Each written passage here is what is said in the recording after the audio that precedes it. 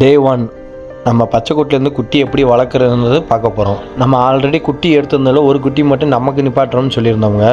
இப்போ அந்த குட்டிக்கு நம்ம என்னென்ன தீவனம் கொடுக்குறோம், ஃபீடிங் பண்ணுறோம்னு இந்த வீடியோவில் பாருங்கள் தெளிவாக. ஃபஸ்ட்டு வந்து பார்த்திங்கன்னா நம்ம பால் தாங்க கொடுக்க போகிறோம். நம்ம பால் எவ்வளோ எடுக்கிறோமோ அந்த அளவில் வந்து பார்த்திங்கன்னா காவாசி அளவு வந்து தண்ணி கலந்துக்கிறணுங்க.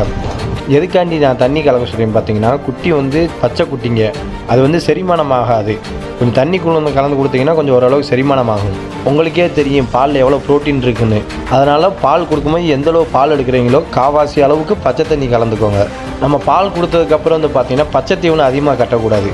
நம்ம பச்சை தீவனமும் கொடுத்து பாலும் கொடுத்தோம்னா அது வந்து பார்த்திங்கன்னா ரொம்பவும் கழிய ஆரம்பிக்கும். நம்ம காலையில் பால் கொடுத்தோம்னா மதியானம் வைக்கோல் இந்த மாணிக்க, ஈவினிங் டைம் வந்து பார்த்திங்கன்னா அகத்திக்குலை இல்லைன்னா புல், முக்கியமாக வேப்பங்குலை கொடுத்து பழகுங்க.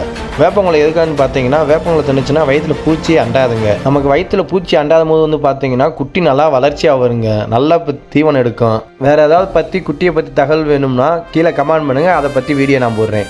நிறைய பேர் குட்டி கேட்டுக்கிருந்தீங்க, நாளைக்கு லாட் வருதுங்க, வேணுன்றவங்க எனக்கு டிஎம் பண்ணுங்கள்.